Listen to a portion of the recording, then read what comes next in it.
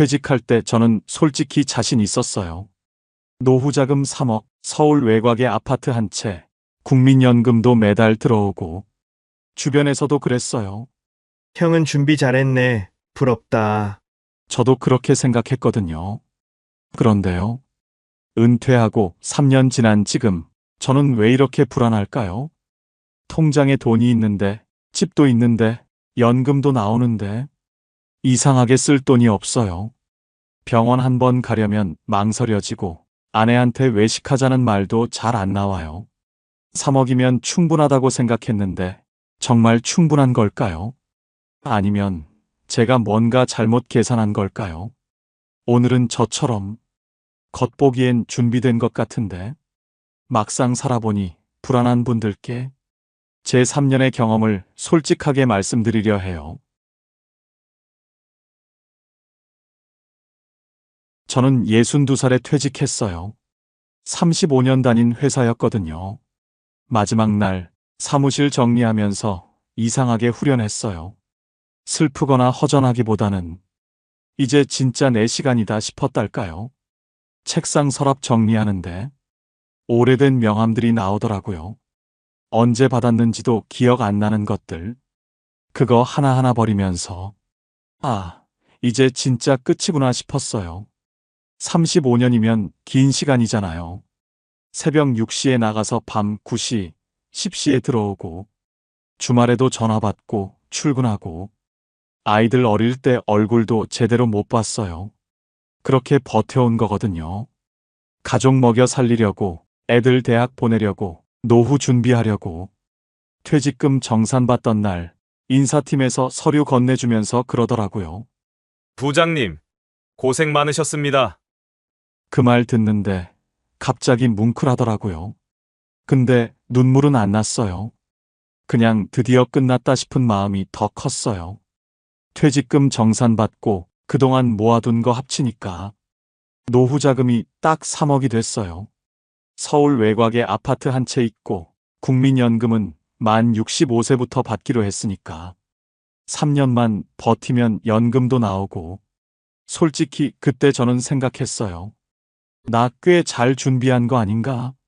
주변에 보면 퇴직금 몇 천만 원 받고 끝인 분들도 많거든요. 연금 가입 안 해서 받을 게 없다는 분도 있고 집도 전세 사시는 분들 많잖아요. 그분들한테는 미안한 말이지만 저는 그래도 낫다고 생각했어요. 퇴직하고 한 달쯤 됐을 때 고등학교 동창 모임이 있었어요. 오랜만에 만난 친구들이랑 소주 한잔 하면서 자연스럽게 퇴직 얘기가 나왔거든요. 제 상황 얘기했더니 한 친구가 그러더라고요. 야, 너는 걱정 없겠다. 3억의 집에 연금까지. 뭐가 불안해? 다른 친구도 맞장구 쳤어요. 그래, 너는 잘 준비했어. 부럽다, 진짜. 그 말 듣고 저도 그랬어요. 그러게, 나는 좀 낫지? 우쭐했다기보다는 그동안 고생한 게 헛되지 않았구나 싶었어요. 35년 버틴 보람이 있구나 싶었달까요? 그때는 진심으로 그렇게 믿었거든요. 집에 와서 아내한테도 큰 소리 쳤어요. 당신, 이제 고생 끝이야. 여행도 다니고 맛있는 것도 먹고 살자. 아내가 웃으면서 그랬어요. 그래, 당신 고생했어. 이제 좀 쉬어. 그 말이 그렇게 고맙더라고요. 내가 35년 동안 새벽에 나가서 밤에 들어오는 동안 아내도 혼자 집안일 다 하고 애들 키우고 그 고생을 이제 보상해 줄 수 있겠구나 싶었어요.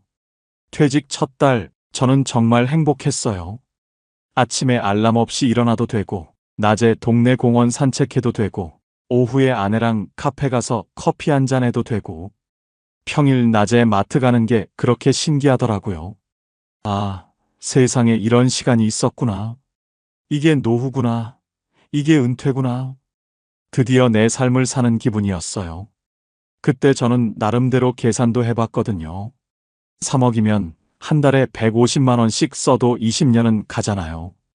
거기에 연금까지 더해지면 월 200만 원 넘게 쓸 수 있는 거예요. 노부부가 200만 원이면 충분하지 않나요? 사치 안 부리고 크게 쓸 일 없이 살면 되는 거잖아요. 그래서 저는 불안하지 않았어요. 진짜로 불안하지 않았어요. 퇴직 첫 해, 저는 제가 준비된 사람이라고 믿었어요. 남들보다 낫다고 생각했고, 이 정도면 노후 걱정 없다고 생각했고, 아내한테 떳떳했어요. 근데요, 그 자신감이 오래가지 않았어요.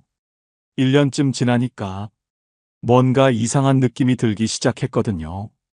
분명히 아껴 쓴다고 썼는데 통장 잔고가 생각보다 빨리 줄어들고 있었어요.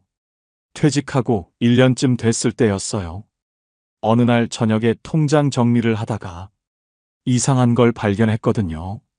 노후자금 3억에서 1년 만에 3,500만 원 가까이 빠져 있었어요. 이게 뭐지? 저는 월 150만 원 쓸 생각이었거든요. 그러면 1년에 1,800만 원이잖아요. 근데 거의 2배가 나간 거예요. 내가 뭘 이렇게 썼지? 저는 분명히 큰 돈 쓴 적 없거든요. 여행도 안 갔고, 큰 가전제품 산 것도 없고, 차를 바꾼 것도 아니고. 그런데 왜 이렇게 많이 빠졌을까? 저는 진짜 이해가 안 됐어요.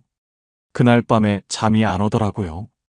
침대에 누워서 천장 보면서 내가 뭘 그렇게 썼나 계속 생각했어요. 다음 날 아침에 카드 명세서랑 통장 내역을 쭉 뽑아봤어요. 한 줄 한 줄 형광펜으로 체크하면서 어디에 돈이 나갔는지 정리했거든요. 그랬더니 보이더라고요. 제가 몰랐던 것들이. 일단 고정비가 생각보다 많았어요. 관리비 월 18만 원, 보험료 45만 원, 통신비 15만 원, 차량 유지비 30만 원. 이것만 합쳐도 월 100만 원이 넘더라고요. 근데 진짜 문제는 이게 아니었어요. 퇴직하고 나니까 시간이 많잖아요. 그러니까 자연스럽게 친구들을 자주 만나게 됐어요. 고등학교 동창 모임, 회사 선후배 모임, 동네 아는 형들 모임. 한 달에 서너 번은 만났던 것 같아요. 만나면 뭐 하겠어요? 밥 먹고 술 한잔 하는 거죠. 한 번에 5만 원, 7만 원씩 나가는 거예요. 가끔 제가 쏠 때도 있잖아요.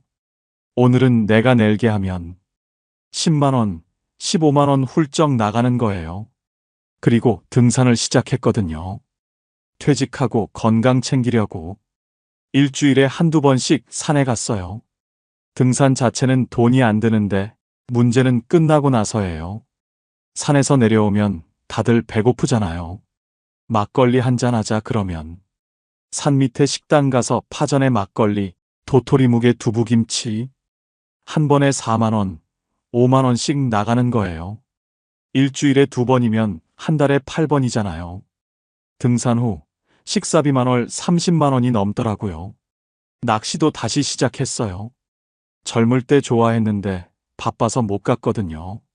퇴직하고 시간 나니까 다시 가게 됐어요. 근데 낚시가 돈이 꽤 들어요.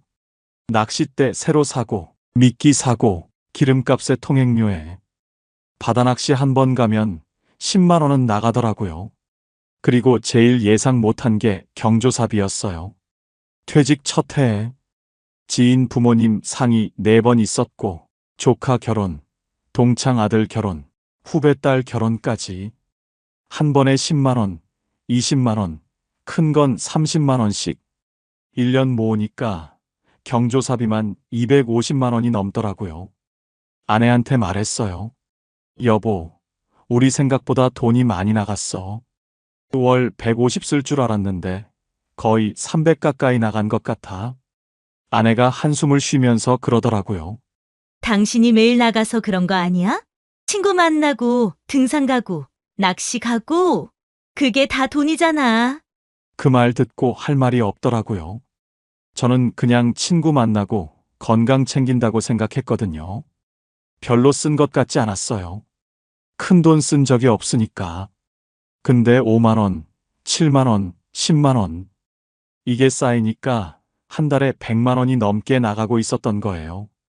그때 알았어요. 퇴직하면 지출이 줄어드는 게 아니더라고요.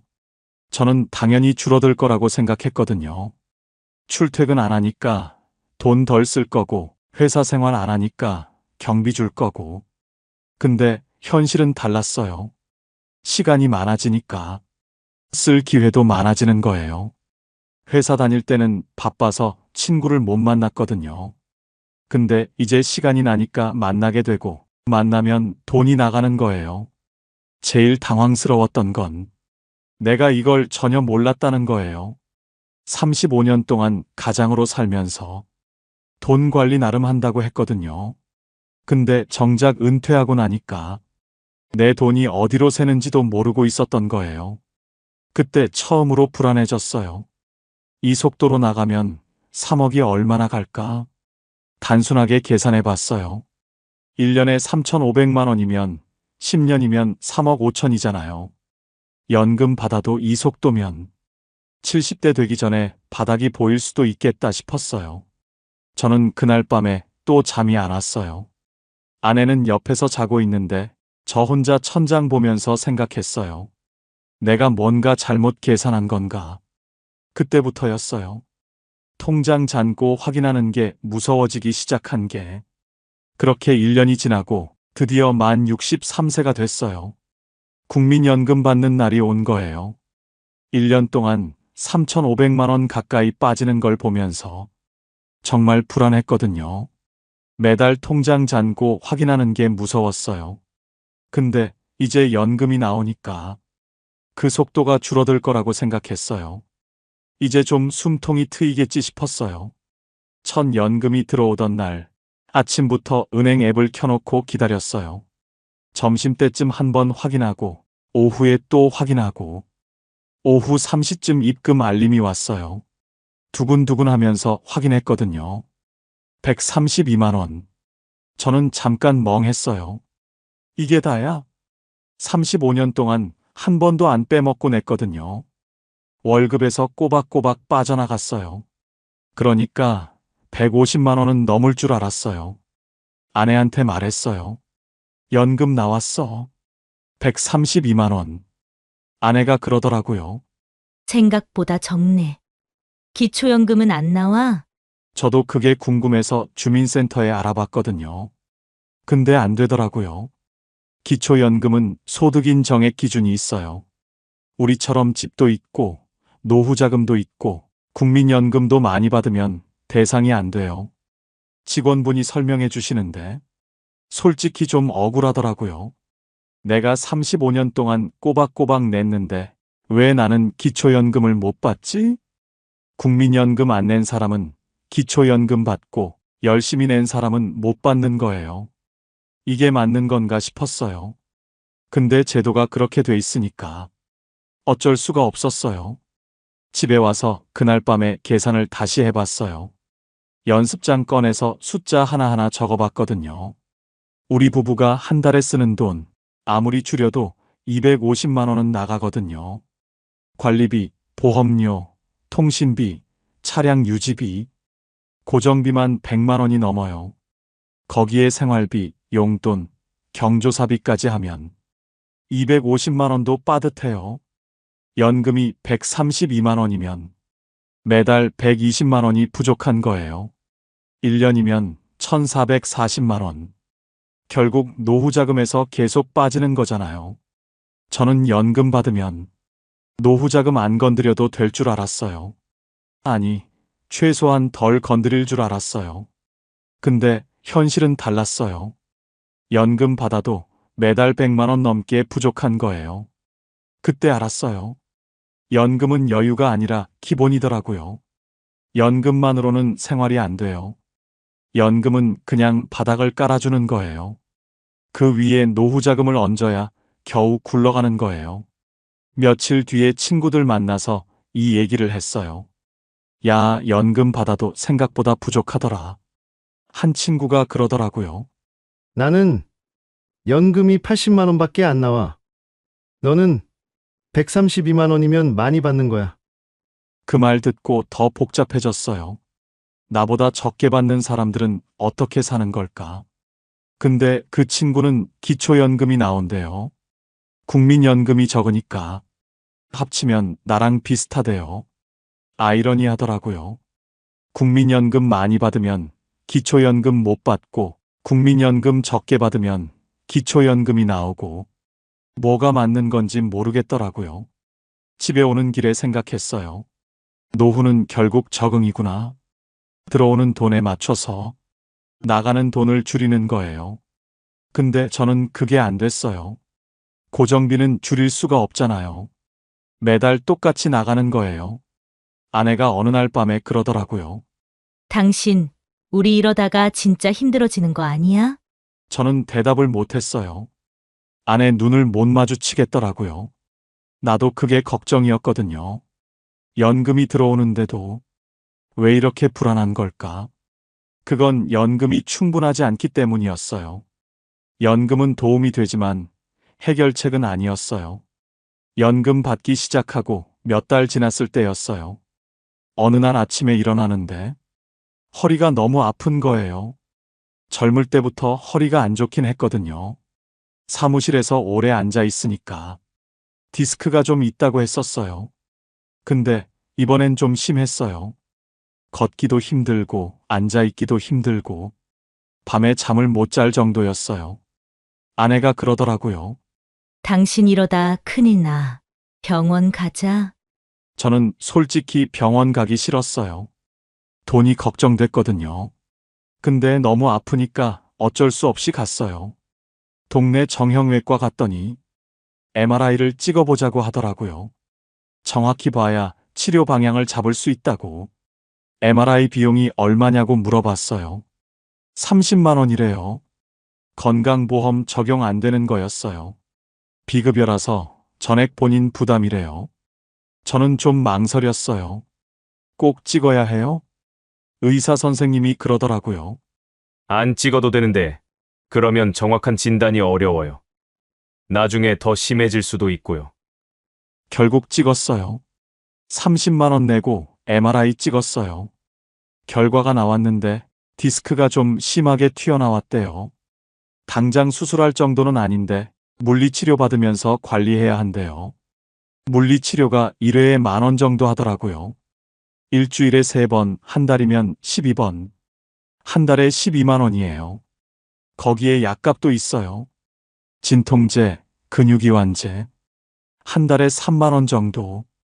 MRI 30만 원, 물리치료 12만 원, 약값 3만 원. 한 달 만에 45만 원이 나간 거예요. 저는 그때 처음으로 무서웠어요. 이게 계속되면 어쩌지? 허리만 그런 게 아니거든요. 무릎도 안 좋아요. 계단 오르내릴 때마다 삐걱거려요. 눈도 침침해졌어요. 신문 읽을 때 돋보기 써야 해요. 백내장 초기래요. 이도 안 좋아요. 어금니 하나가 흔들려서 임플란트 해야 할 수도 있대요. 임플란트 하나에 150만 원이에요. 60대 넘으니까 몸 여기저기서 고장이 나더라고요. 젊을 때는 몰랐어요. 병원비가 이렇게 무서운 줄. 건강보험 있으니까 괜찮을 줄 알았거든요. 근데 비급여 항목이 생각보다 많아요. MRI, CT, 초음파. 이런 검사들 비급여 많아요. 치과는 더해요. 임플란트, 틀니, 스케일링. 거의 다 비급여예요. 아내한테 말했어요. 여보, 병원비가 생각보다 많이 나가네. 앞으로 이런 일이 계속 생기면 어쩌지? 아내가 한숨을 쉬더라고요. 나도 요즘 무릎이 안 좋아. 병원 가봐야 하는데 돈 생각하면 못 가겠어. 그 말 듣고 마음이 아프더라고요. 아내가 아픈데 병원을 못 가. 돈 때문에. 이게 노후구나 싶었어요. 젊을 때는 아프면 그냥 병원 갔거든요. 월급이 있으니까. 다음 달에 또 들어오니까. 근데 지금은 달라요. 나가는 돈은 있는데 들어오는 돈은 정해져 있어요. 병원비 나가면 그만큼 생활비가 줄어드는 거예요. 그때부터 저는 병원 가는 게 무서워졌어요. 아픈 게 무서운 게 아니라 병원비가 무서운 거예요. 이번 달에 또 무슨 검사하자고 하면 어쩌지? 갑자기 수술해야 한다고 하면 어쩌지? 밤에 그런 생각하면 잠이 안 오더라고요. 노후자금 3억 있다고 안심했는데 병원비 몇 번 나가니까 그 돈이 아무것도 아닌 것처럼 느껴졌어요. 어느 날 TV를 보는데 뉴스에서 이런 말이 나오더라고요. 하우스 푸어. 집은 있는데 가난한 사람. 자산은 있는데 쓸 돈이 없는 사람. 저는 그 말이 딱 제 얘기 같았어요. 생각해보면 저도 그렇거든요. 서울 외곽에 아파트 한 채 있어요. 시세로 따지면 5억은 넘어요. 근데 그게 뭔 소용이에요? 통장에 현금이 없는데 집은 그냥 거기 있는 거예요. 매달 관리비만 나가고 재산세 나올 때마다 돈 빠지고 자산이 아니라 짐처럼 느껴질 때도 있어요. 아내가 한 번은 그러더라고요. 당신, 우리 집 팔고 작은 데로 갈까? 저도 생각 안 해본 건 아니에요. 5억짜리 집 팔아서 3억짜리로 옮기면 2억이 생기잖아요. 그러면 노후 자금이 늘어나니까 좀 여유가 생길 것 같았어요. 근데 막상 생각해 보니까 쉬운 문제가 아니더라고요. 일단 이 동네에서 30년을 살았어요. 아이들 키우고 친구들 사귀고 단골 병원도 있고 단골 미용실도 있고 아내는 여기서 동네 친구들이랑 매일 만나요. 이 나이에 새로운 동네 가서 처음부터 다시 시작하는 게 쉽지 않아요. 그리고 작은 집으로 옮기면 이사비에 복비에 취등록세 한 번 이사하는데 몇 천만 원이 나가요. 2억 남는 게 아니라 1억 5천도 안 남을 수 있어요. 아이들도 반대했어요. 큰아들이 그러더라고요. 아버지, 그 집에서 계속 사세요. 굳이 이제 와서 이사하시게요? 그 말도 맞아요. 근데 아들은 모르는 거예요. 우리가 매달 얼마나 빠듯하게 사는지. 집 팔기는 싫고 그렇다고 현금은 없고 이러지도 저러지도 못하는 상황이었어요. 주변에서 영목이지 얘기를 하더라고요. 주택연금이라고. 집을 담보로 맡기면 매달 연금처럼 돈이 나온대요. 알아보니까 5억짜리 집이면 한 달에 100만 원 정도 나온다고 하더라고요. 솔직히 솔깃했어요. 지금 132만 원에 100만 원 더하면 230만 원이잖아요. 그러면 생활이 좀 나아질 것 같았어요. 근데 아내가 반대했어요. 그거 하면 나중에 집이 은행 거 되는 거잖아. 아이들한테 물려줄 것도 없어지는 거야. 그 말도 맞았어요. 우리 세대는 집이라도 물려줘야 한다는 생각이 있잖아요. 그게 부모로서 마지막 도리라고 생각했거든요. 근데 곰곰이 생각해 봤어요. 아이들한테 집 물려주려고 우리가 지금 이렇게 쪼들리며 사는 게 맞나? 아직 결론은 못 냈어요. 주택연금 할지 말지. 그냥 답답한 거예요. 집이 있는데 왜 이렇게 가난한 기분이 드는 건지. 친구들 만나서 이 얘기했더니 한 친구가 그러더라고요. 야, 나도 똑같아. 아파트 있는데 통장에 돈이 없어. 집값은 올랐는데 내 생활은 그대로야. 다들 비슷하더라고요. 집은 있는데 현금이 없는 사람들. 젊을 때는 집 사는 게 목표였거든요. 내 집 마련하면 다 된 줄 알았어요. 근데 막상 은퇴하고 나니까 집이 있어도 별 소용이 없더라고요. 매달 나가는 돈은 현금이에요. 관리비도 현금, 병원비도 현금, 생활비도 현금. 집으로는 이런 거 못 내요. 그때 알았어요.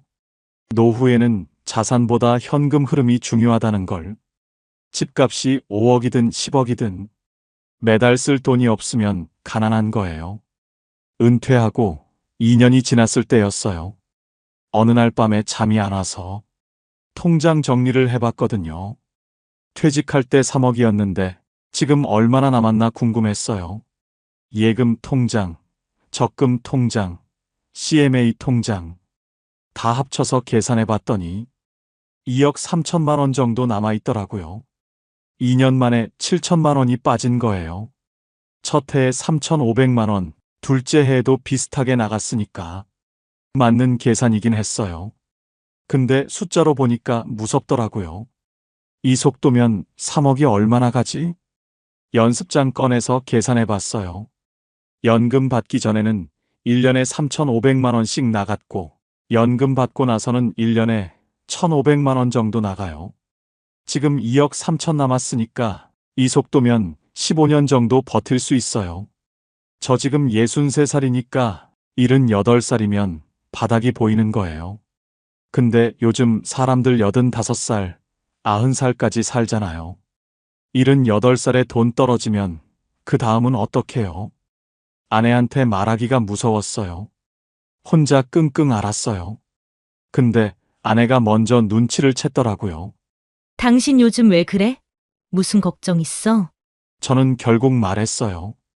여보, 우리 돈이 생각보다 빨리 줄고 있어. 이대로 가면 78살쯤에 바닥이야. 아내가 한참 아무 말도 안 하더라고요. 그러다가 조용히 그러더라고요. 알고 있었어. 나도 느끼고 있었어. 그 말 듣고 이상하게 마음이 좀 편해졌어요. 나만 불안한 게 아니었구나. 저는 그날 밤에 천장 보면서 생각했어요. 내가 뭔가 잘못하고 있구나. 3억이면 충분하다고 생각했는데 계산해 보니까 전혀 충분하지 않았어요. 문제는 두 가지였어요. 첫째, 나가는 돈이 너무 많았어요. 둘째, 들어오는 돈이 너무 적었어요. 단순한 건데 저는 그걸 몰랐어요. 아니, 알면서도 외면했던 것 같아요. 다음 날 아침에 아내한테 말했어요. 여보, 우리 이대로 가면 안 될 것 같아. 뭔가 바꿔야 해. 아내가 그러더라고요. 뭘 어떻게 바꿔? 저는 솔직하게 말했어요. 일단 나가는 돈을 줄여야 할 것 같아. 그리고 나도 뭔가 일을 해야 할 것 같아. 아내가 놀란 표정을 지었어요. 다시 또 일을 한다고? 저도 알아요. 63살에 무슨 일을 하겠냐고. 근데 가만히 있으면 안 되겠더라고요. 매달 통장에서 돈이 빠지는 걸 보고만 있을 수가 없었어요. 그날부터 저는 두 가지를 시작했어요. 하나는 지출 점검. 우리가 매달 뭐에 돈을 쓰는지 하나하나 다 적어보기로 했어요. 다른 하나는 일자리 알아보기. 63살 남자가 할 수 있는 일이 뭐가 있나? 인터넷도 찾아보고 주민센터도 가보고 솔직히 막막했어요. 35년 동안 회사만 다니다가 이 나이에 처음부터 다시 시작하는 기분이었어요. 근데 이상하게 마음은 좀 편해졌어요. 뭔가 하고 있다는 느낌이 들어서 그전까지는 그냥 불안하기만 했거든요. 돈이 빠지는 걸 보면서도 어쩔 수 없다고 생각했어요. 근데 이제는 달랐어요. 바꿀 수 있는 건 바꿔보자. 그렇게 마음 먹으니까 조금 달라졌어요. 아내도 그러더라고요. 당신 요즘 표정이 좀 나아진 것 같아. 맞아요. 뭔가 방향이 보이니까 그전보다는 덜 무섭더라고요. 3억이 충분하지 않다는 걸 알았을 때 처음엔 절망스러웠어요. 근데 지금은 생각이 달라졌어요. 모르고 있었으면 더 무서웠을 거예요. 알았으니까 대비를 할 수 있는 거예요. 문제는 문제를 아는 것부터 시작이더라고요. 제일 먼저 한 건 지출 점검이었어요. 한 달 동안 나가는 돈을 항목별로 다 적어봤거든요. 관리비, 보험료, 통신비, 차량 유지비, 식비, 외식비, 경조사비, 용돈. 적어놓고 보니까 보이더라고요. 이건 줄일 수 있겠다 싶은 것들이. 제일 먼저 손본 게 보험이었어요. 실비보험, 암보험, 종신보험. 한 달에 45만 원 나가고 있었거든요. 보험 설계사 만나서 상담받았어요. 이 나이에 꼭 필요한 게 뭐예요? 설계사가 그러더라고요. 실비보험은 꼭 유지하시고 종신보험은 해약하셔도 될 것 같아요. 종신보험 해약하니까 한 달에 20만 원이 줄었어요. 그 다음에 통신비. 저랑 아내 핸드폰 요금제가 둘 다 비싼 거였어요. 알뜰폰으로 바꿨어요. 둘이 합쳐서 월 3만 원이면 되더라고요. 한 달에 12만 원이 줄었어요. 차도 고민했어요. 유지비가 월 30만 원 가까이 나가거든요. 근데 차는 못 팔겠더라고요. 병원 갈 때, 마트 갈 때, 경조사 갈 때. 이 나이에 대중교통만으로는 힘들어요. 대신 기름값을 줄이려고 불필요한 외출을 줄였어요. 외식도 줄였어요. 친구들 만나면 꼭 식당 가서 먹었는데 이제는 집에서 만나기도 해요. 아내가 김치찌개 끓여주면 친구들이랑 소주 한잔하는 거예요. 식당 가는 것보다 오히려 더 좋더라고요. 등산 모임도 조절했어요. 일주일에 2번 가던 걸 한 번으로 줄였어요. 막걸리 값도 아끼고 기름값도 아끼고 이것저것 줄이니까 한 달에 50만 원 정도가 줄더라고요. 250만 원 쓰던 게 200만 원이 된 거예요. 연금 132만 원 받으면 부족한 게 70만 원 정도로 줄어든 거예요. 근데 저는 여기서 멈추기 싫었어요. 부족한 70만 원도 메꾸고 싶었어요. 그래서 일자리를 알아봤어요. 사실 주변 보면 다들 이래요. 60대라고 쉬는 사람 별로 없어요. 경비하는 친구도 있고, 마트에서 일하는 형도 있고, 주말마다 대리운전 뛰는 후배도 있어요. 요즘 60대가 어디 늙은이에요. 이래야 먹고 사는 거예요. 주민센터 가서 시니어 일자리 상담받고, 인터넷에서 노인 일자리 사업도 찾아보고, 그러다가 하나 찾았어요. 아파트 단지 관리 보조일이었어요. 오전 9시부터 오후 4시까지 택배 정리하고 단지 순찰하고 민원 접수하고 월급은 110만 원이었어요. 많은 돈은 아니에요. 근데 없는 것보다 훨씬 나아요. 연금 132만 원에 월급 110만 원. 합치면 242만 원이에요. 지출을 200만 원으로 줄였으니까 이제 매달 40만 원씩 남는 거예요. 노후 자금에서 빠지던 돈이 이제는 오히려 조금씩 쌓이는 거예요. 아내도 가만히 안 있더라고요. 동네 식당에서 점심시간만 일해요. 하루 4시간, 월 50만 원 정도 받아요. 우리 둘이 합치면 연금에 월급까지 해서 300만 원 가까이 돼요. 생활비 200만 원 쓰고도 100만 원 가까이 남는 거예요. 예전에 퇴직하고 놀 때보다 지금이 훨씬 여유로워요. 물론 몸은 힘들어요. 하루 종일 서 있다 보면 다리가 아프고 퇴근하면 피곤해요. 근데 통장 잔고 줄어드는 거 보면서 불안해하던 때보다 이게 나아요. 가만히 앉아서 걱정만 하는 것보다 몸 움직이면서 버는 게 마음이 편해요. 친구들 만나면 다들 비슷해요. 나도 요즘 이래, 나도 뭐 하나 알아보고 있어. 60대는 은퇴가 아니더라고요. 그냥 다른 일을 시작하는 거예요. 요즘 저는 아침 7시에 일어나요. 씻고 밥 먹고 출근 준비하고 9시에 출근해서 4시에 퇴근하면 집에 와서 좀 쉬어요. 아내도 점심일 끝나고 들어오면 둘이 저녁 먹고 산책해요. 별거 아닌 일상인데 이게 참 좋더라고요. 퇴직하고 처음 1년은 정말 힘들었어요. 돈은 빠져나가는데 뭘 해야 할지 모르겠고 불안하고 답답하고 밤에 잠도 잘 못 잤어요. 이러다 진짜 큰일 나는 거 아닌가. 그 생각이 머리에서 안 떠나더라고요. 근데 지금은 달라졌어요. 통장 잔고 확인하는 게 안 무서워요. 매달 조금씩 쌓이는 걸 보면 오히려 뿌듯해요. 완벽하진 않아요. 여전히 빠듯하고 큰 돈 쓸 일 생기면 걱정되고. 근데 예측이 되니까 괜찮아요. 이번 달에 얼마 들어오고 얼마 나가는지 아니까 불안하지 않은 거예요. 예전에는 몰랐거든요. 돈이 어디로 새는지도 모르고 앞으로 얼마나 버틸 수 있는지도 모르고 그 모름이 제일 무서운 거였어요. 지금은 알아요. 우리 부부가 한 달에 얼마 쓰는지, 연금이랑 월급 합쳐서 얼마 들어오는지, 노후 자금이 얼마나 남았는지 다 알고 나니까 덜 무섭더라고요. 친구들이 가끔 물어봐요. 야, 너 요즘 어떻게 사냐? 저는 솔직하게 말해요. 일하면서 산다. 힘든데 괜찮아. 어떤 친구는 그러더라고요. 에이, 퇴직했는데 왜 또 이래? 좀 쉬어야지. 그 말도 이해해요. 35년 일했으니까 쉬고 싶은 마음. 근데 저는 이게 더 맞더라고요. 일하면서 돈 벌고 아내랑 같이 저녁 먹고 주말에 친구들 만나고 거창한 거 없어요. 그냥 이렇게 사는 거예요. 아내가 얼마 전에 그러더라고요. 당신 요즘 표정이 많이 밝아졌어. 제가 물었어요. 퇴직하고 나서 내가 많이 힘들어 보였어? 아내가 웃으면서 그러더라고요.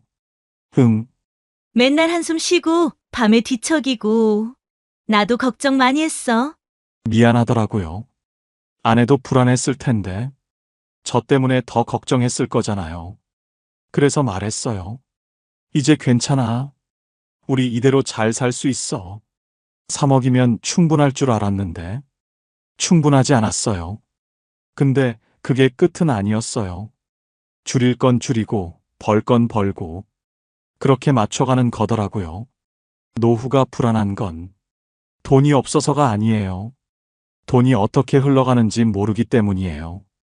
흐름을 알면 불안이 줄어요. 완벽하지 않아도 괜찮아요. 예측할 수 있으면 버틸 수 있어요. 저는 지금 그렇게 살고 있어요. 노후 자금 3억, 집 한 채, 연금까지. 저는 충분하다고 생각했어요. 근데 막상 살아보니까 달랐어요. 돈은 생각보다 빨리 빠져나가고, 연금은 생각보다 적고, 병원비는 생각보다 많이 들고, 겉으로 보기엔 준비된 것 같은데, 막상 속은 불안했어요.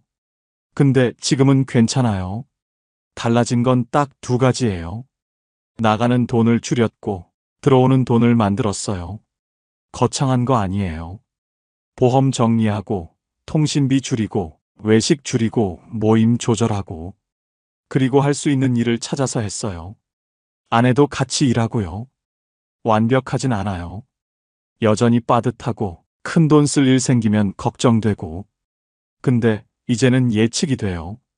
이번 달에 얼마 들어오고 얼마 나가는지 아니까. 그전처럼 막막하지 않아요. 노후가 불안한 건 돈이 없어서가 아니에요. 내 돈이 어떻게 흘러가는지 모르기 때문이에요. 3억이 충분한지 아닌지, 그건 사람마다 달라요. 중요한 건 숫자가 아니라 흐름이에요. 들어오는 돈과 나가는 돈. 이 균형을 맞추면 불안이 줄어요. 오늘 이야기가 저처럼 불안하신 분들께 조금이라도 도움이 됐으면 좋겠어요. 혹시 도움이 되셨다면 주변에 비슷한 고민 있으신 분들께 공유해 주시면 감사하겠습니다. 봄날 이야기였습니다. 감사합니다. 5년 전 저는 서울에서 도망치듯 내려왔습니다. 퇴직금 1억 3천을 창업에 다 넣었거든요. 2년 만에 전부 날렸습니다.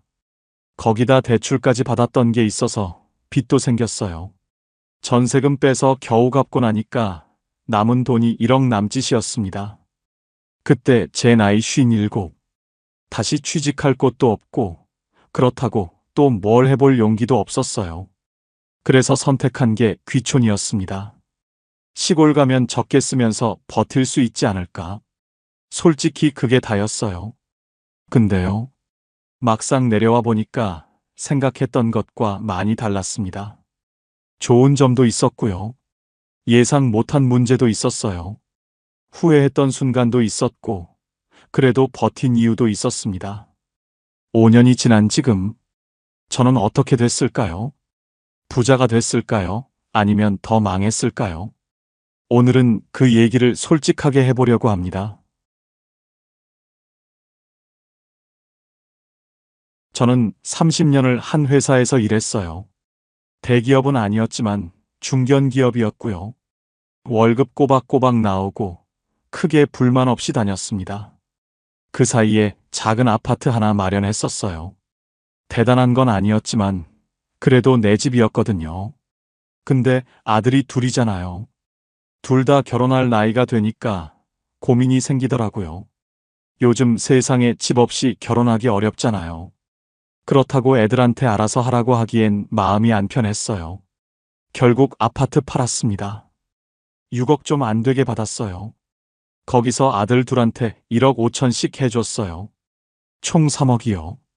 나머지 3억으로 저희 부부는 빌라 전세로 들어갔습니다. 내 집에서 전세로 내려앉는 기분이 어떤지 아세요? 씁쓸하더라고요. 그래도 자식들 결혼시켜야지 싶었어요. 부모 마음이 다 그렇잖아요. 그러다 55세 명예퇴직 얘기가 나왔어요. 회사 사정이 안 좋아지면서 구조조정이 시작됐고요. 저도 그 대상에 들어갔습니다. 퇴직금은 1억 3천만 원 정도 받았어요. 30년 다닌 것 치고는 적다 싶었지만 그래도 목돈이긴 했죠. 문제는 그 다음이었어요. 55이면 어디 취직이 되겠어요. 이력서 넣어봤자 연락도 안 오고요. 그래서 생각한 게 창업이었습니다. 주변에서 치킨집 하면 괜찮다는 얘기를 많이 들었거든요. 프랜차이즈 가맹비 내고 인테리어하고 초기 재료비까지. 퇴직금만으로는 부족했어요. 결국 대출을 받았습니다. 1억 7천만 원. 퇴직금 1억 3천에 대출 1억 7천. 총 3억을 창업에 넣은 거예요. 아내는 걱정했어요. 이 나이에 장사를 해본 적도 없는데 괜찮겠어? 저는 자신 있게 말했죠. 프랜차이즈니까 본사에서 다 알려줘. 걱정 마. 지금 생각하면 그게 제일 큰 착각이었어요. 처음 6개월은 그럭저럭 됐습니다. 오픈빨이라고 하잖아요. 동네 사람들이 신기해서 한 번씩 와주더라고요. 근데 그게 끝이었어요. 7개월째부터 매출이 뚝 떨어졌습니다. 한 달에 2천만 원 나오던 게 1천만 원으로 줄었고요. 1년 지나니까 700에서 800만 원밖에 안 나왔어요. 재료비, 인건비, 월세, 로열티 다 빼면 남는 게 없었습니다. 어떤 달은 마이너스였어요. 그때부터 잠이 안 오기 시작했어요. 새벽에 눈이 떠지면 천장만 보면서 계산을 했거든요. 이번 달 카드값, 대출 이자, 밀린 재료비, 머릿속이 숫자로 가득 찼습니다. 1년 반쯤 됐을 때 권리금 받고 넘기려고 했어요. 부동산에도 내놓고 아는 사람한테도 물어보고요. 근데 인수하겠다는 사람이 없더라고요. 요즘 치킨집 누가 해요? 다 망하는데. 그 말 듣고 현실을 인정했습니다. 결국 2년 만에 폐업했어요. 보증금 일부 날리고 인테리어 비용은 그냥 버린 거고요. 퇴직금 1억 3천은 전부 사라졌고 대출 1억 7천은 고스란히 빚으로 남았습니다. 30년 일해서 받은 돈이 2년 만에 전부 날아간 거예요. 그때 제가 가장 무서웠던 건 숫자가 아니었어요. 아내 눈을 못 마주치겠더라고요. 내가 말렸잖아. 그 말 한마디 안 했거든요, 아내가. 근데 그게 더 힘들었어요. 차라리 뭐라고 하면 싸우기라도 하지. 아무 말 없이 밥 차려주는 뒷모습 보면 가슴이 막 답답했습니다. 자식들한테는 말도 못했어요. 방금 결혼시킨 애들한테 아버지 망했다 하기가 어디 쉽나요? 아버지 요즘 어때요? 물으면 응, 괜찮아 그랬죠. 괜찮은 게 아닌데. 괜찮은 척하는 게 제일 힘들더라고요. 가게 정리하고 나서 한동안 아무것도 못했어요. 하루 종일 집에 있으면서 멍하게 TV만 봤습니다. 뭘 해야 할지 모르겠더라고요. 그러다 현실적인 문제가 눈앞에 닥쳤어요. 대출 1억 7천. 이자만 한 달에 70만 원씩 나가는데 수입은 0원이었거든요. 국민연금은 62세부터 나오는 거라 아직 5년이나 남았고요. 아내가 파트타임으로 일하긴 했는데 그걸로는 이자도 안 됐어요. 이러다 진짜 큰일 나겠다 싶었습니다. 결국 결단을 내렸어요. 전세금을 빼기로 했습니다. 3억짜리 전세였거든요. 거기서 빈 1억 7천을 갚았어요. 남은 돈 1억 3천. 그게 저희 부부한테 남은 전부였습니다. 근데 이 돈으로 서울에서 어떻게 살아요? 월세 얻고 생활비 쓰다 보면 몇 년 못 가서 바닥날 게 뻔했어요. 그때부터 밤마다 검색을 하기 시작했어요. 50대 재취업, 중장년 일자리, 적은 돈으로 사는 법, 별의별 걸 다 찾아봤어요. 근데 현실적으로 되는 게 없더라고요. 경비 일자리도 경쟁이 심하다고 하고, 배달은 체력이 걱정됐고요. 그러다 우연히 귀촌 관련 영상을 보게 됐어요. 시골에서 월 100만 원으로 사는 사람들 얘기였거든요. 집값 싸고 텃밭에서 채소 키우고 돈 안 써도 살 수 있다고. 처음엔 그냥 흘려들었어요. 그게 어디 쉽겠어 싶었거든요. 근데 계속 보다 보니까 생각이 바뀌더라고요. 돈을 더 버는 건 지금 내 상황에선 어렵다. 그러면 덜 쓰는 쪽으로 방향을 바꿔야 하는 거 아닌가. 그때부터 진지하게 찾아보기 시작했습니다. 귀농귀촌 종합센터라는 데가 있더라고요. 거기서 빈집 정보도 나오고 지역별로 지원 정책도 정리돼 있었어요. 전북 쪽에 월세 15만 원짜리 빈집도 있었고요. 전남 쪽엔 보증금 1천에 월 20만 원대 농가주택도 있었습니다. 서울에서 월세 살면 보증금의 월세의 관리비에 1억 3천 금방 바닥나요. 근데 시골은 다르더라고요. 작은 집 전세로 들어가면 5천만 원이면 되는 데도 있었어요. 그러면 8천만 원이 손에 남는 거잖아요. 그 돈으로 몇 년은 버틸 수 있겠다 싶었어요. 이거다 싶었습니다. 문제는 아내였어요.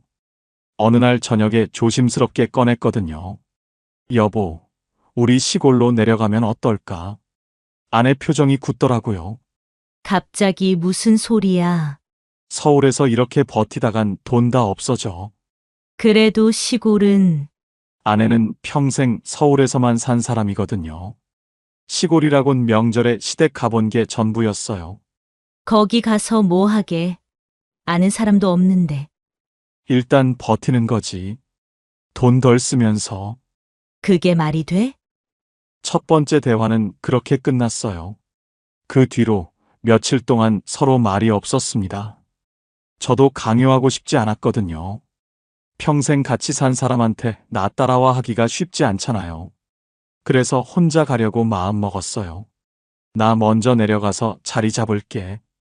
당신은 서울에 있어. 근데 아내가 그러더라고요.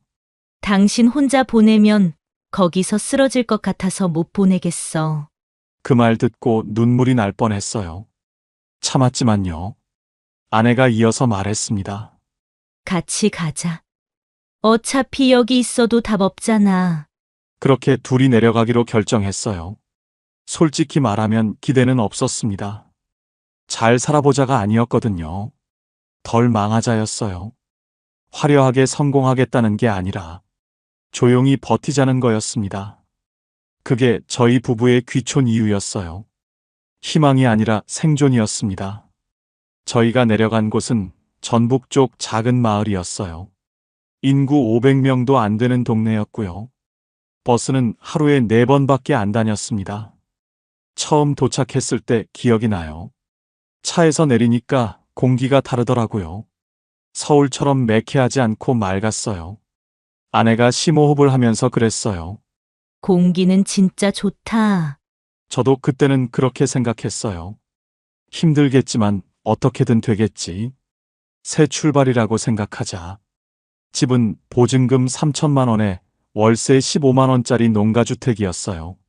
30년 넘은 집이라 낡긴 했지만 방 2개의 마당도 있었거든요. 서울에서는 상상도 못할 가격이잖아요. 처음엔 이 가격에 이 정도면 괜찮다 싶었어요. 마당에 텃밭도 만들 수 있겠다. 여기서 조용히 살면 되겠다. 그렇게 생각했습니다. 그런데 문제는 첫 겨울에 터졌습니다. 시골집은 대부분 단독주택이에요. 아파트처럼 중앙난방이 아니라 기름 보일러를 쓰거든요. 처음엔 그게 뭐가 다른가 싶었어요. 보일러는 다 똑같은 거 아닌가 했거든요. 기름통에 기름 채워놓고 쓰면 되는 거라고만 알았어요. 11월쯤 되니까 슬슬 추워지기 시작했어요. 보일러 틀었습니다. 아무리 기다려도 따뜻해지질 않더라고요. 방바닥은 미지근한데 공기는 차갑고요. 창문 틈새로 바람이 들어오는 게 느껴졌어요. 밤에 자다가 추워서 깼어요. 이불을 덮고 있는데도 코끝이 시리더라고요. 집이 오래되다 보니까 단열이 안 되는 거예요. 이중창도 아니고 옛날 창문 그대로였거든요. 문틈으로 바람이 쌩쌩 들어왔습니다. 그래서 보일러를 더 세게 틀었어요. 기름이 쭉쭉 빠지는 소리가 들리더라고요. 일주일 만에 기름 반통이 사라졌어요. 이거 뭔가 이상하다 싶었습니다. 첫 달 난방비 고지서 받아보고 깜짝 놀랐습니다. 38만 원. 서울 빌라 살 때 겨울 난방비가 12에서 13만 원 나왔거든요. 시골이 더 싸겠거니 했는데 3배가 나온 거예요. 아내가 고지서 보더니 한숨을 쉬더라고요. 이게 뭐야? 서울보다 더 나오네. 저도 할 말이 없었어요. 알아보니까 기름 보일러가 원래 그렇대요. 기름값이 비싸기도 하고 단열 안 되는 집은 열이 다 새거든요. 아무리 틀어도 밑 빠진 독에 물 붓기였던 거예요. 동네 어르신한테 여쭤봤더니 그러시더라고요. 여기 겨울에 다 그래. 익숙해져야 돼. 익숙해지라니. 40만 원씩 내면서 어떻게 익숙해져요? 결국 방법을 찾아야 했습니다. 보일러 온도 최대한 낮추고요. 전기장판 깔고 내복 입고 버텼어요. 문풍지도 사다가 창문마다 붙였습니다. 그래도 한겨울엔 40만 원 가까이 나왔어요. 4개월 동안 난방비로만 150만 원 넘게 쓴 것 같아요. 솔직히 이건 예상 못했어요. 유튜브에서 봤던 귀촌 영상들 있잖아요. 시골은 돈 안 든다 월 100만 원이면 충분하다. 그런 말만 믿었던 거예요. 집값은 싸도 유지비가 싼 게 아니더라고요. 특히 겨울이 문제였어요. 여름엔 괜찮거든요. 에어컨 없어도 선풍기만 틀면 되니까요. 근데 겨울은 버티기가 힘들어요. 춥다는 건 참을 수가 없더라고요. 나이 들수록 더 그렇고요. 그때 처음으로 귀촌이 정답인가 하는 의문이 들었어요. 아내한테는 말 안 했지만요. 속으로 계속 생각했습니다. 잘못된 선택이었나? 여기서 10년, 20년 버틸 수 있을까? 문제가 이것만 있었던 게 아니었어요. 난방비 문제만 해도 머리가 아팠는데요. 또 다른 문제가 있었어요. 사람이었습니다. 시골 가면 인심이 좋다고들 하잖아요. 이웃끼리 반찬도 나눠 먹고 정도 많고. 저도 그렇게 생각했거든요. 근데 현실은 좀 달랐어요. 처음 이사 왔을 때 동네 한 바퀴 돌면서 인사를 드렸어요. 서울에서 내려왔습니다. 앞으로 잘 부탁드려요. 어르신들 반응이 어땠냐면요. 아, 예. 그게 끝이었어요. 반갑다는 말도 없고 어디서 왔냐, 뭐 하러 왔냐 묻지도 않으시더라고요. 그냥 쳐다보기만 하고 지나가셨어요. 처음엔 원래 그런가 보다 했어요. 시골 어르신들이 말수가 적으신 거겠지. 시간이 지나면 나아지겠지. 근데 한 달이 지나도 똑같았어요. 길에서 마주치면 제가 먼저 인사를 해요. 안녕하세요. 돌아오는 대답은 고개 한번 까딱. 아니면 그냥 못 본 척 지나가시는 분도 있었어요. 그게 좀 서운하더라고요. 제가 뭘 잘못한 것도 아닌데 왜 저렇게 대하시나 싶었어요. 아내한테 그 얘기를 했더니 그러더라고요. 우리가 외지인이니까 그런 거 아닐까? 외지인. 그 말이 맞았어요. 나중에 알고 보니까 이 동네 사람들은 대부분 3대째 살고 있는 분들이었어요. 할아버지 때부터 여기서 태어나서 여기서 늙은 거예요. 그런 동네에 갑자기 서울 사람이 들어온 거잖아요. 경계하는 게 어쩌면 당연한 거였어요. 근데 머리로는 이해가 돼도 마음은 좀 힘들더라고요. 어느 날은 마을 경로당 앞을 지나가는데 어르신들이 모여 계셨어요. 제가 인사를 드렸거든요. 근데 한 분이 다른 분한테 이러시는 거예요. 작은 소리였는데 들렸어요. 저 분이 서울에서 왔다는 사람이래요. 그 말투가요. 뭐랄까 곱지 않았어요. 서울에서 왔다는 사람. 그게 마치 이상한 사람이란 뜻 같았거든요. 그날 집에 와서 아무 말도 못하고 앉아 있었어요. 또 한 번은 이런 일이 있었어요. 마을에서 작은 행사가 있었거든요. 경로당에서 점심 같이 먹는 날이었대요. 근데 저희는 아무도 안 알려줬어요. 나중에 지나가다가 사람들이 모여 있는 걸 봤거든요. 오늘 뭐 하세요? 여쭤봤더니, 아, 그냥 모임이에요 하고 끝이었어요. 초대받지 못한 거죠. 그게 노골적으로 당신 오지 마 한 건 아니에요. 근데 안 알려준 거잖아요. 그게 더 묘하게 서운하더라고요. 어느 날 마을 이장님을 만났어요. 용기 내서 여쭤봤습니다. 제가 뭔가 잘못한 게 있을까요? 동네 분들이 좀 어려워하시는 것 같아서요. 이장님이 웃으시면서 그러시더라고요. 잘못한 거 없어요. 여기가 원래 그래요. 서울 사람들 가끔 내려오시거든요. 근데 1년 안에 다 올라가세요. 그러니까 사람들이 안 친해지려는 거예요. 어차피 갈 사람이라고 생각하시는 거지. 그 말이 은근히 찔리더라고요. 어차피 갈 사람. 나는 여기서 뿌리 내리고 살려고 왔는데, 동네 사람들은 이미 나를 금방 떠날 사람으로 보고 있었던 거예요. 그날 밤에 아내한테 그 얘기를 했어요. 여기 사람들이 우리 1년 안에 올라갈 거래. 아내가 한숨을 쉬더니 그러더라고요. 그럼 우리가 증명해야지. 안 간다고. 맞는 말이었어요. 근데 그게 쉽지 않더라고요. 말 한마디 섞기가 어렵고, 눈 마주치기도 불편하고, 나는 다가가고 싶은데 상대방이 벽을 세우고 있으니까요. 그때가 제일 외로웠던 것 같아요. 서울에선 그래도 아는 사람이 있었거든요. 친구도 있고, 직장 동료도 있고, 마음 맞으면 밥 한 끼 같이 먹을 사람이 있었어요. 근데 여기선 아무도 없었어요. 아내밖에.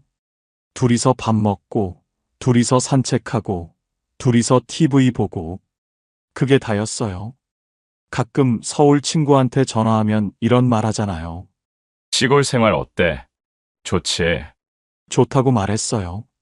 근데 속으로는 달랐어요. 여기 사람들은 나를 안 받아주는데. 그래도 1년쯤 지나니까 조금씩 달라지더라고요. 제가 먼저 계속 인사드리고, 길에서 마주치면 안부 여쭤보고, 작은 것들 먼저 건네기도 했어요. 그러니까 슬슬 마음을 여시는 분들이 생겼어요. 아직 안 올라가셨네요. 그 말이 칭찬인지 뭔지 모르겠지만요. 그래도 말을 걸어주시는 게 고맙더라고요. 텃세는 분명히 있었어요. 근데 시간이 조금씩 풀어주기도 했어요.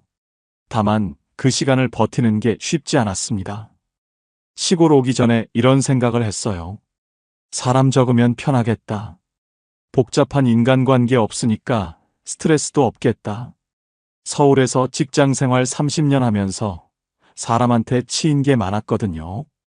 상사 눈치, 동료 경쟁, 거래처 비위 맞추기. 그런 거 없는 삶이 좋겠다 싶었어요. 근데요, 막상 살아보니까 정반대였습니다. 사람이 없으니까 편한 게 아니라 불안하더라고요. 처음엔 몰랐어요. 둘이서 지내는 게 익숙해지니까 괜찮았거든요. 시간이 지나면서 느껴졌어요. 뭔가 허전하다는 거. 아침에 일어나면 아내하고 밥 먹고요. 낮에는 마당 정리하거나 텃밭 보고요. 저녁 먹고 TV 보다가 자고요. 그게 하루예요. 그리고 그게 매일 반복돼요. 말 섞을 사람이 없어요.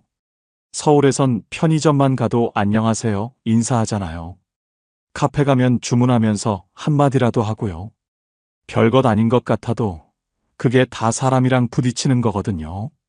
근데 여기선 그런 게 없어요. 마트 가려면 차 타고 20분을 나가야 하고요. 동네 안에선 마주치는 사람도 별로 없어요. 하루 종일 아내하고만 얘기하는 날이 대부분이었어요. 한 번은 아내한테 그랬어요.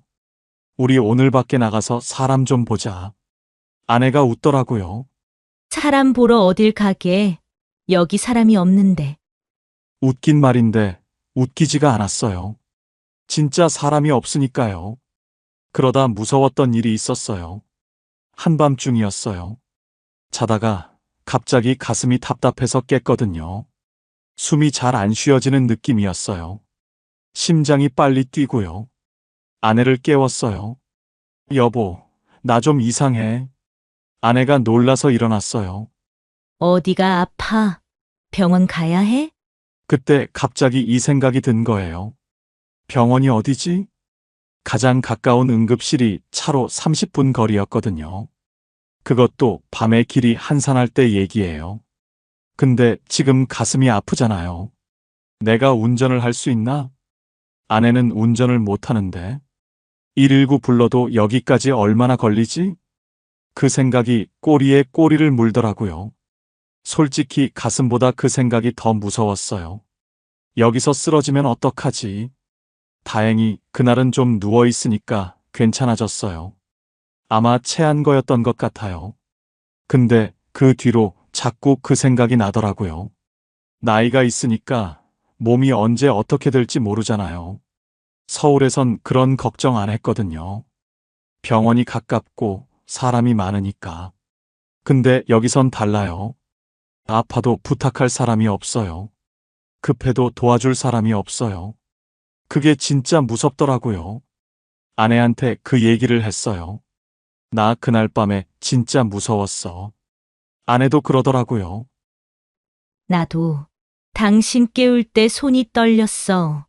둘이서 한참 말이 없었어요. 그때 깨달았어요. 외로움이라는 게 그냥 심심한 게 아니구나. 사람이 없다는 건요. 도움받을 곳이 없다는 거예요.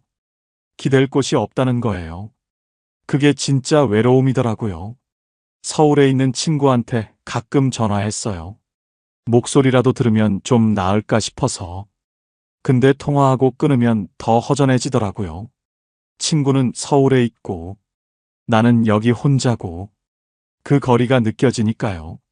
아내가 없었으면 진짜 못 버텼을 거예요. 둘이서 버티니까 그나마 가능했지.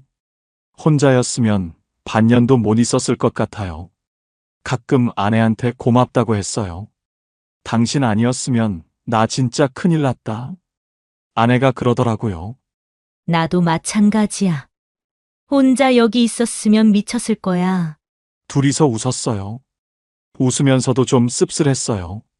우리한테 서로밖에 없구나. 시골 생활이 낭만적일 거라고 생각했던 적이 있거든요. 조용하고 평화롭고 여유 있고. 하지만 현실은요. 조용한 게 아니라 적막한 거예요. 평화로운 게 아니라 고립된 거예요. 외로움은 환경 문제가 아니었어요. 사람 문제였어요. 사람이 그리워질 줄 몰랐어요. 시끄러운 게 그리워질 줄 몰랐어요. 그래도 버텼습니다. 버텨야 했으니까요.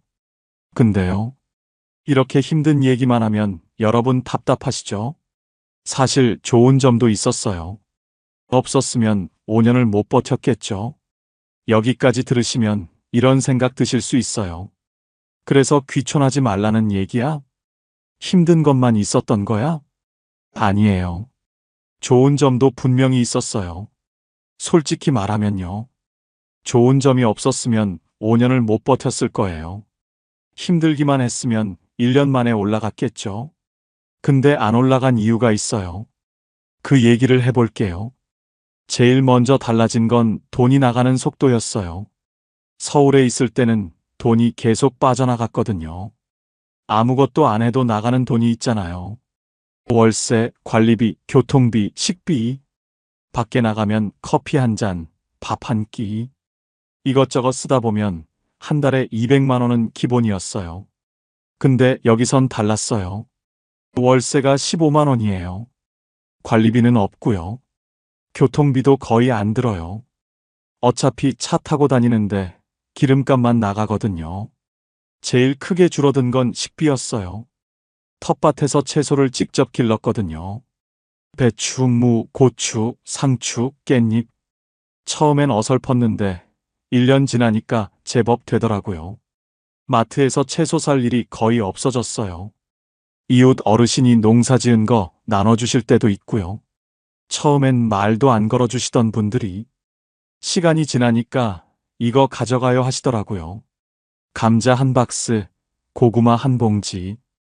그런 거 받으면 진짜 고맙더라고요. 서울에서 한 달에 식비만 60만 원에서 70만 원 썼거든요.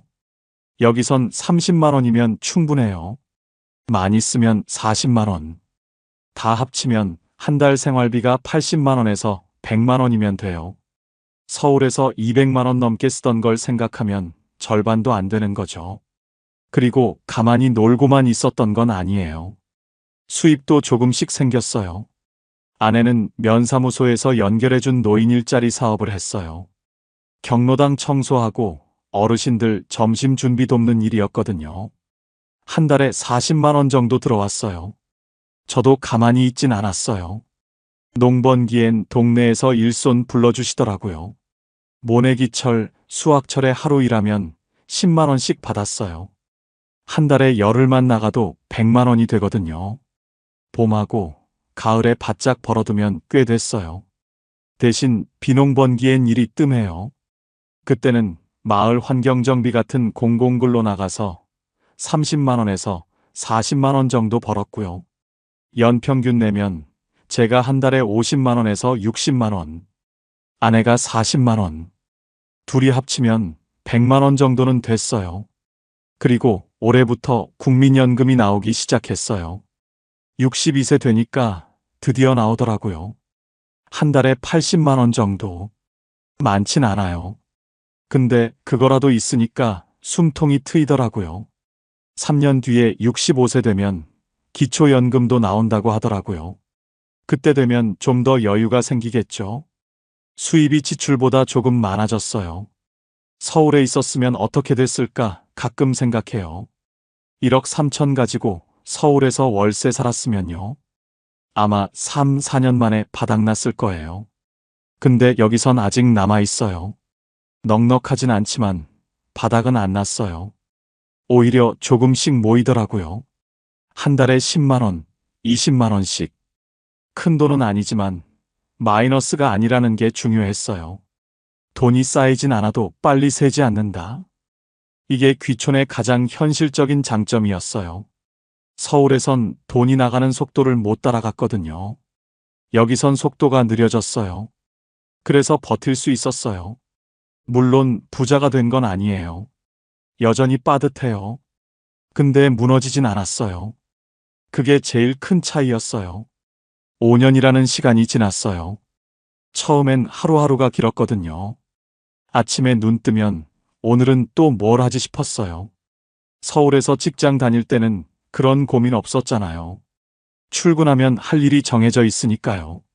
근데 여기선 아무것도 정해진 게 없었어요. 처음엔 그게 불안했어요.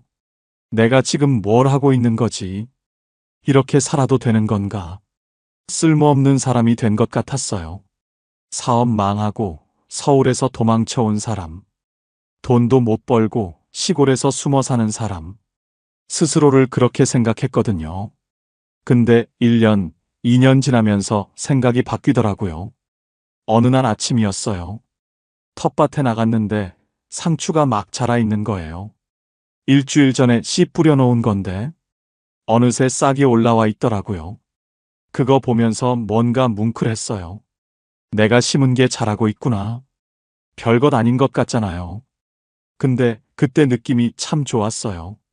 서울에서 30년 일하면서 그런 느낌 받아본 적 없거든요. 월급은 받았지만 뭔가 키워냈다는 느낌은 없었어요. 근데 여기선 달랐어요. 내가 심고, 내가 물 주고, 내가 거둬요. 그게 다 눈에 보이거든요. 그러면서 조금씩 깨달았어요. 삶이 꼭 바빠야 하는 건 아니구나. 뭔가 대단한 걸 해야 하는 것도 아니구나. 그냥 살아가는 것. 그것만으로도 충분할 수 있구나. 아내하고 관계도 달라졌어요. 서울에 있을 때는 솔직히 대화가 별로 없었거든요. 아침에 일어나면 저는 출근하고, 저녁에 들어오면 피곤해서 TV만 보고, 주말에도 각자 할 일 하고, 같은 집에 사는데 따로 노는 느낌이었어요. 근데 여기선 둘이 붙어 있잖아요. 24시간 같이 있으니까 처음엔 좀 불편했어요. 서로 짜증날 때도 있었고요. 좀 저리 가 있어 싶을 때도 있었어요. 근데 그게 지나니까 대화가 늘더라고요. 아침에 같이 밥 먹으면서 얘기하고, 낮에 텃밭 같이 보면서 얘기하고, 저녁에 산책하면서 얘기하고, 별거 아닌 얘기들이에요. 오늘 날씨 좋다. 배추가 많이 컸네. 저녁에 뭐 먹을까? 근데 그런 대화가 쌓이니까 다르더라고요. 한 번은 아내가 그러더라고요. 우리 결혼하고 이렇게 많이 얘기한 적 없는 것 같아. 맞는 말이었어요. 30년 넘게 같이 살았는데 여기 와서 5년 동안 나눈 대화가 더 많은 것 같아요. 아내가 또 그러더라고요. 여기 오니까 당신 얼굴이 좀 펴졌어. 제가 그랬대요. 서울에선 항상 얼굴이 굳어 있었대요. 인상을 쓰고 다녔대요. 근데 여기선 좀 풀어졌대요. 제가 느끼기엔 잘 모르겠는데 아내 눈에는 그렇게 보였나 봐요. 또 하나 깨달은 게 있어요. 비교를 안 하게 되더라고요. 서울에 있을 때는 자꾸 비교하게 됐거든요. 친구 만나면 쟤는 집도 있고 연금도 많은데 나는 뭐지? 뉴스 보면 다들 잘 사는데 나만 왜 이러지? 그런 생각이 계속 들었어요. 근데 여기선 그런 게 없어요. 비교할 사람이 없거든요. 다들 비슷비슷하게 사니까요. 돈 많은 사람도 없고, 잘난 척하는 사람도 없고, 그냥 각자 살아가는 거예요. 그게 편하더라고요. 급하지 않은 삶, 비교 없는 삶, 눈치 안 봐도 되는 삶, 돈으로 살 수 없는 것들이에요. 가끔 서울 친구들이 전화해요. 너 거기서 뭐 하냐? 심심하지 않아? 심심할 때도 있어요. 근데 불행하진 않아요. 서울에 있을 때는 바빴는데 불행했거든요. 여기선 심심한데 괜찮아요. 뭐가 더 나은 건지는 모르겠어요. 사람마다 다를 테니까요. 근데 저한테는 이게 맞았어요. 5년 전에는 몰랐어요. 도망치듯 내려왔으니까요. 근데 지금은 알 것 같아요. 여기서 배운 게 있어요. 삶은 성공하거나 실패하는 게 아니라 그냥 이어가는 거라는 것.